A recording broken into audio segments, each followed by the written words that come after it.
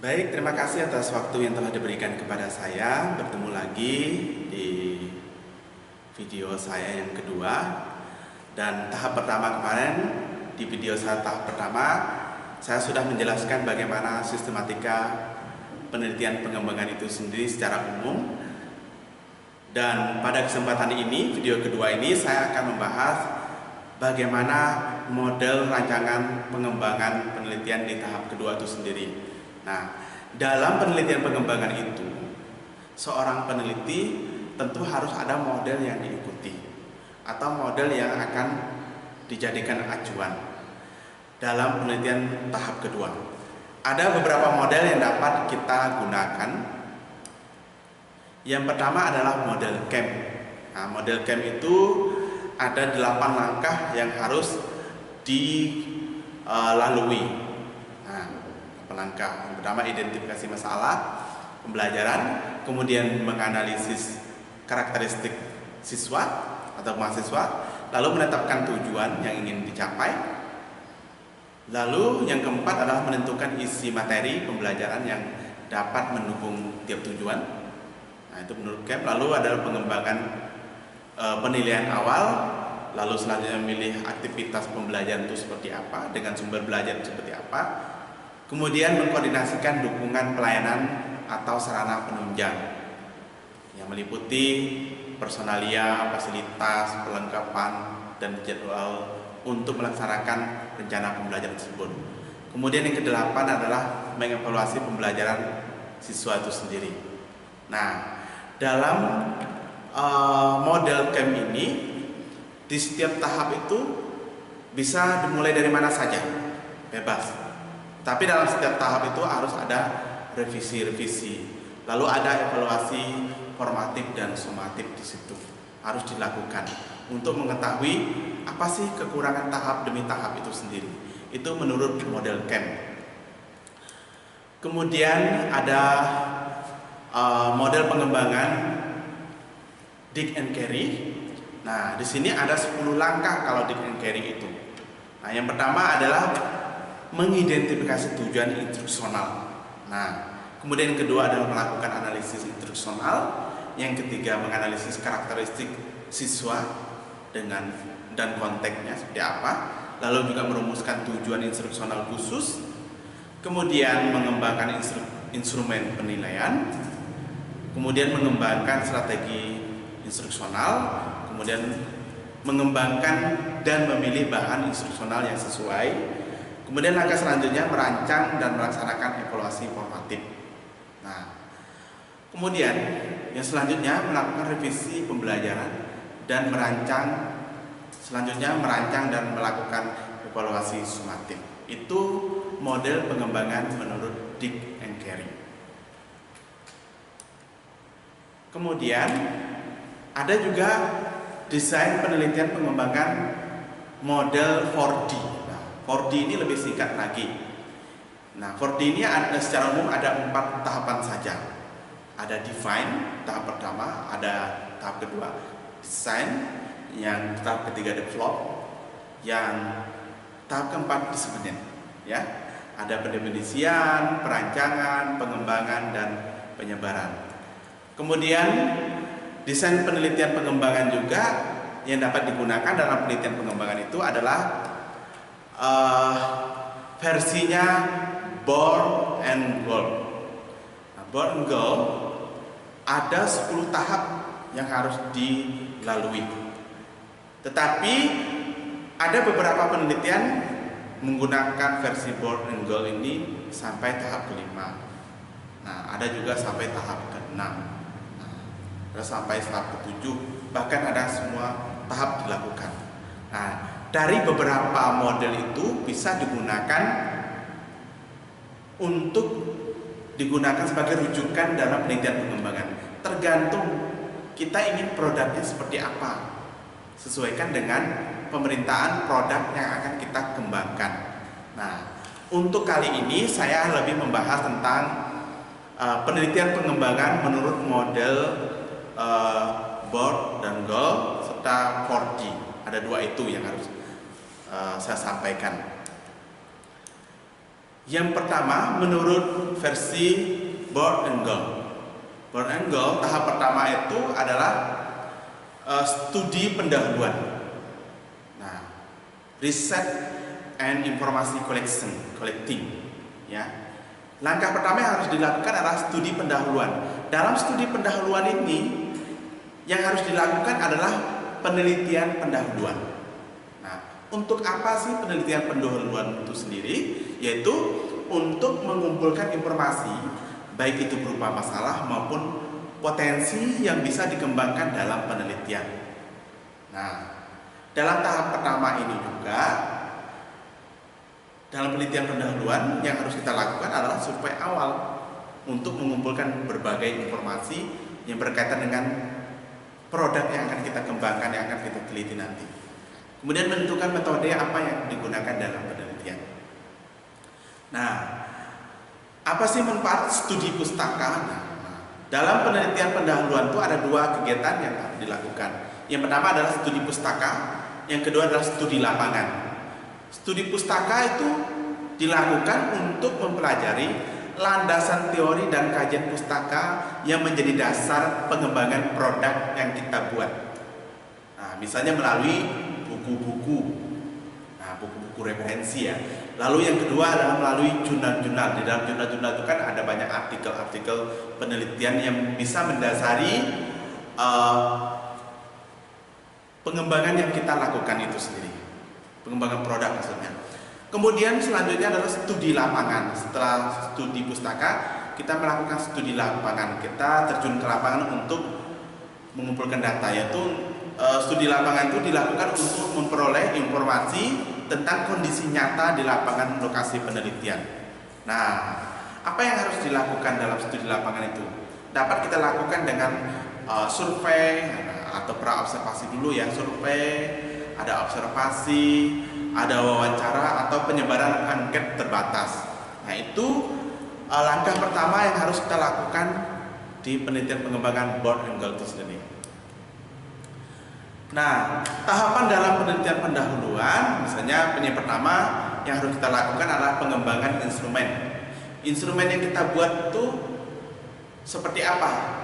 Lalu menentukan sampel penelitian, lalu selanjutnya melakukan pengumpulan data, melakukan analisis data, baru interpretasi data, lalu membuat laporan. Yang pertama, mengembangkan instrumen penelitian. Seperti apa sih pengembangan instrumen penelitian itu? Nah, kita tentu harus membuat instrumen itu atau alat ukur itu seperti apa, sesuaikan dengan permintaan model pengembangan yang kita kembangkan atau produk yang kita kembangkan. Dan instrumen itu agar layak digunakan harus divalidasi oleh tim ahli, oleh ahli media, ahli materi, ahli kontennya, untuk melihat kontennya seperti apa, struktur itu seperti apa, isinya itu seperti apa, ya. Lalu juga menentukan sampel penelitian, di mana kira-kira yang dapat dijadikan sampel penelitian, untuk apa? Untuk menguji cobakan produk yang kita buat nanti, ya. Misalnya produk yang bisa menguji cobakan buku maupun terbatas maupun skala luas. Lalu melakukan pengumpulan data. Pengumpulan data ini biasanya kita melakukan pengujian produk yang telah kita buat tadi. Baru kita lakukan analisis dari hasil pengujian itu. Dalam pengumpulan data itu, baru kita melakukan analisis data. Dari analisis data itu nanti kita akan interpretasikan data tersebut, diterjemahkan. Bagaimana kira-kira hasilnya seperti ini, sudah layak atau belum, gitu ya. Lalu membuat laporan terhadap data yang telah kita buat tadi. Kemudian tahap kedua adalah planning, perencanaan penelitian. Nah, dalam perencanaan penelitian ini meliputi identifikasi keterampilan, menetapkan tujuan penelitian itu sendiri, lalu menentukan urutan dan perencanaan uji coba lapangan awal. Nah, di situ juga kita harus merumuskan tujuan penelitian di tahap kedua ya, tahap pengembangan itu sendiri. Lalu memperkirakan dana, tenaga dan waktu juga harus diperkirakan di situ. Lalu merumuskan kualifikasi peneliti dan bentuk-bentuk partisipasinya dalam penelitian. Nah, Contoh perencanaan penelitian itu, di sini saya contohkan perencanaan penelitian pendidikan. Nah, kegiatan yang dilakukan pada tahap yang kedua ini di perencanaan itu, di penelitian pendidikan, misalnya tadi kita ingin mengembangkan menerapkan model pembelajaran. Model pembelajaran itu nanti kita akan kembangkan menjadi buku, misalnya seperti itu ya, buku, misalnya bahan ajar, misalnya seperti itu. Tahap yang harus dilakukan misalnya kita harus menganalisis silabus, lalu menganalisis kompetensi dasar, analisis karakteristik siswa, analisis lingkungan sekitar, serta identifikasi tujuan pembelajaran. Itu saya contohkan di penelitian pengembangan pendidikan. Kemudian kita lanjut ke tahap ketiga. Tahap ketiga itu adalah develop preliminary from or product, pengembangan produk awal. Nah, langkah di sini yang harus kita lakukan, kita menentukan desain produk yang akan kita kembangkan. Seperti apa sih desainnya?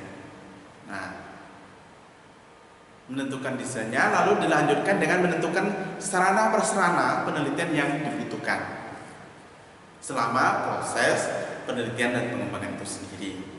Nah, kemudian menentukan tahap pelaksanaan uji desain di lapangan itu seperti apa. Kemudian menentukan deskripsi tugas pihak yang terlibat dalam penelitian sendiri. Nah, contohnya lagi-lagi saya contohkan di produk pendidikan.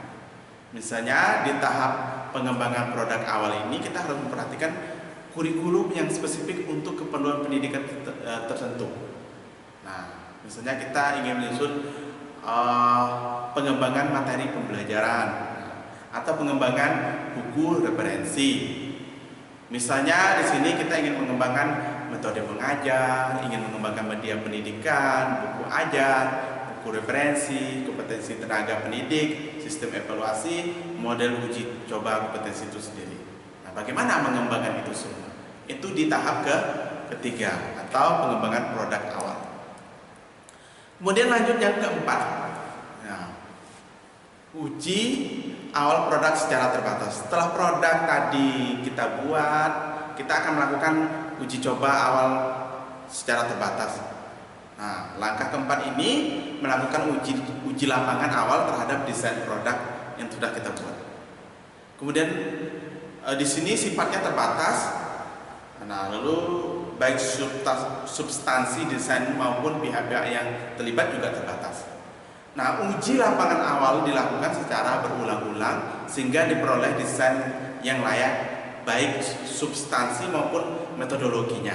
Nah, sebagai contoh melakukan uji coba instrumen produk secara terbatas, instrumen dari produk yang kita gunakan tadi. Lalu melakukan validasi desain dengan menghadirkan beberapa pakar untuk mengetahui kelemahan dan kekurangan produk yang dibuat. Nah, pakar ini harus disesuaikan dengan kompetensi yang kita butuhkan. Agar apa? Agar melakukan validasi dengan benar dan layak serta pantas serta sesuai dengan ahlinya. Kemudian setelah itu baru kita lanjut tahap kelima. Setelah diujikan di tahap keempat tadi, kita akan lanjutkan revisi hasil uji coba lapangan awal. Nah, di sini kita akan melakukan perbaikan desain. Nah, langkah yang harus kita lakukan, melakukan uji coba efektivitas desain produk itu sendiri. Nah, ada uji efektivitas desain. Pada umumnya, penggunaan teknik eksperimen model pengulangan, jadi berulang-ulang untuk mendapatkan perbaikan. Kemudian hasil uji lapangan tadi diperoleh desain yang efektif baik dari sisi substansi maupun metodologi.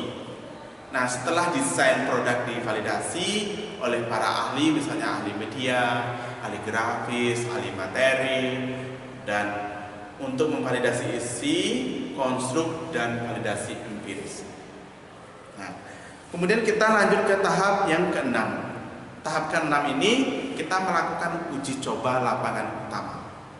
Nah, uji coba lapangan utama itu tadi kita menguji cobakan produk yang sudah kita buat tadi. Misalnya menguji cobakan buku yang sudah kita buat, modul yang sudah kita buat, misalnya ataupun bahan ajar yang sudah kita buat untuk dilakukan uji efektivitas kembali. Nah, dan adaptabilitas desain produk itu sendiri. Nah, uji efektivitas dan adaptabilitas desain melibatkan para calon pemakai produk, misalnya bahan ajar atau modul. Maka dalam pengujian itu kita harus melibatkan guru, melibatkan siswa, dosen ataupun mahasiswa. Lalu hasil uji lapangan tadi diperoleh model desain yang siap diterapkan, baik dari sisi substansi maupun metodologi. Nah, contohnya di sini tadi menguji cobakan model, metode atau media pembelajaran, ya. Baru setelah divalidasi untuk diterapkan dalam proses pembelajaran. Itu uji coba tahap lapangan utama di tahap ke-6. Kemudian tahap ke-7 kita lakukan revisi lagi. Nah, revisi produk berdasarkan uji coba lapangan utama tadi. Untuk apa? Untuk melakukan revisi terhadap produk secara operasional berdasarkan masukan dan saran-saran dari hasil uji lapangan utama tadi. Peneliti melakukan revisi terhadap produk operasional berdasarkan data tentang pandangan pengguna model tadi serta penilaian pengguna terhadap model tersebut. Tujuannya untuk apa kira-kira? Nah, tujuannya untuk mengetahui kekurangan dan kelemahan produk yang kita buat tadi setelah dilakukan uji utama sehingga dilakukan penyempurnaan. Nah, setelah dilakukan penyempurnaan baru kita lanjut kepada tahap yang ke-8, uji coba kelayakan secara luas. Seperti apa kira-kira? Nah, melakukan uji coba lapangan personal dilakukan terhadap beberapa pengguna secara luas, misalnya melibatkan beberapa sekolah atau beberapa kampus. Nah, misalnya kita menyusun produk kita berupa modul pembelajaran ataupun buku referensi, misalnya media pembelajaran atau bahan ajar. Kita melibatkan lebih banyak subjek ataupun lebih banyak sekolah.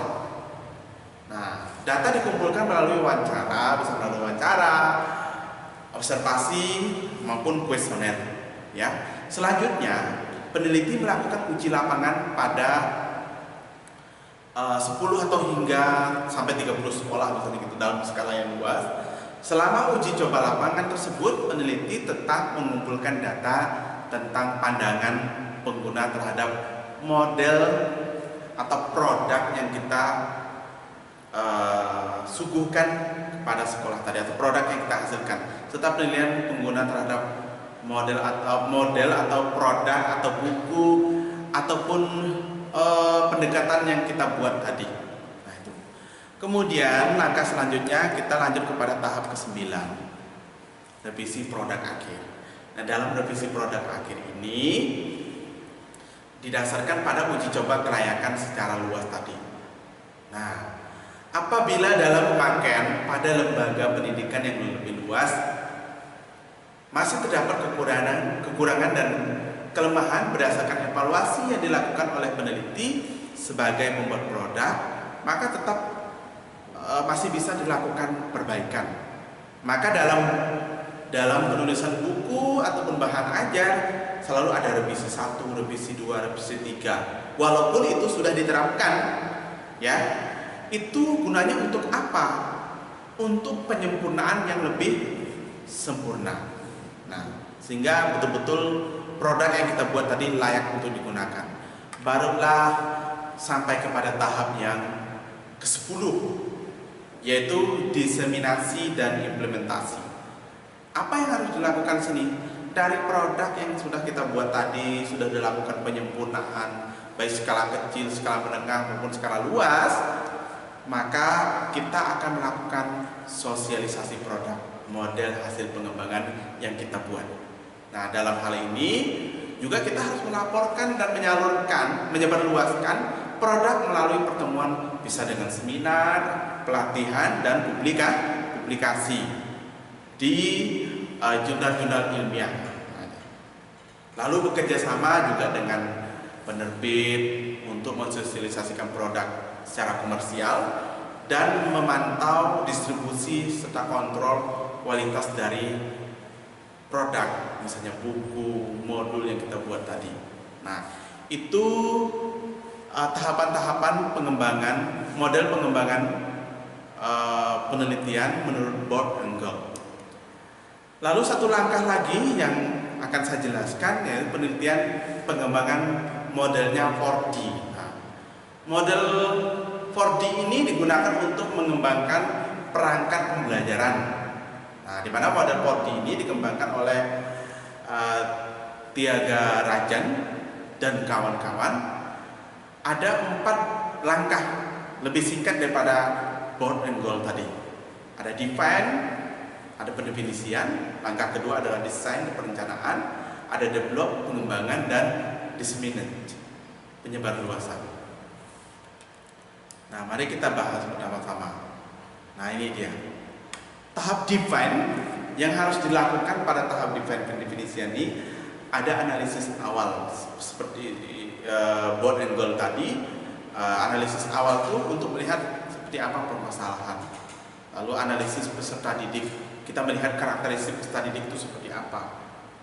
Apa yang kira-kira yang cocok dikembangkan? Apakah model pembelajarannya kah? Atau buku referensi kah? Nah, itu ya. Lalu ada tahap ketiga adalah analisis tugas, baru ke analisis konsep. Kemudian kalau perumusan tujuan pembelajaran, itu kalau tahap define atau pendefinisian. Kemudian tahap kedua adalah tahap desain. Desain ini kita merancang. Nah, merancang seperti apa merancangnya? Nah, yaitu penyusunan standar tes. Nah, dari tadi kita sudah mendapatkan permasalahan, lalu produk apa yang akan kita kembangkan, baru kita akan menyusun standar tes. Standar tesnya seperti apa di tahap kedua nih, tahap desain, perancangan produk yang ingin kita buat. Lalu pemilihan media apa yang cocok kira-kira untuk digunakan dalam penelitian pengembangan ini. Lalu ada pemilihan format itu seperti apa, lalu rancangan awal itu seperti apa. Kemudian setelah tahap desain atau perancangan telah kita lakukan, baru kita tahap ketiga ada develop, pengembangan. Tahap pengembangan ini ada 2 saja, penilaian oleh ahli, baik ahli materi, ahli konstruk maupun empiris, dilakukan ahli untuk melakukan pengujian isi, konstruk dan empirisnya. Empirisnya berarti kita mengujikan ke lapangan secara langsung. Lalu uji coba pengembangan itu sendiri. Nah, kita akan melakukan uji coba di tahap ketiga ini. Kemudian tahap keempat ada disseminate, penyebar luasan, sama kurang lebih tadi. Nah, di sini penyebar luasan ini ada 3 tahap. Yang pertama adalah validasi atau testing, kemudian packing, yang ketiga adalah diffusion dan adaptasi ya. Yang pertama adalah validasi dan testing. Produk yang sudah selesai direvisi pada tahap pengembangan tadi, diimplementasikan pada target atau sasaran yang sesungguhnya. Misalnya kalau targetnya siswa ke siswa, kalau targetnya guru ke guru gitu ya. Nah, kalau targetnya ke sekolah, tergantung target yang kita tentukan. Lalu dilakukan pengukuran ketercapaian tujuan untuk mengetahui efektivitas produk yang dikembangkan tadi. Kemudian baru kita ke packing. Packing itu pengemasan produk yang dilakukan dengan mencetak produk atau berupa buku, berupa modul yang kita buat tadi, atau berupa bahan ajar, atau berupa bahan lain gitu ya. Kemudian selanjutnya adalah difusi atau adaptasi. Disebarluaskan agar dapat diserap atau dapat digunakan oleh stakeholder yang membutuhkan produk yang kita buat tadi. Nah, itu yang dapat saya jelaskan mengenai beberapa model pengembangan yang dapat digunakan pada saat penelitian dan pengembangan. Untuk analisis datanya nanti akan dilanjutkan oleh teman saya, Ibu Yasinta Lisa, yang akan melanjutkan bagaimana sih menganalisis hasil dari penelitian pengembangan itu sendiri nanti di video selanjutnya. Terima kasih, mohon maaf kalau ada kekurangan, semoga ini bermanfaat untuk kita semua.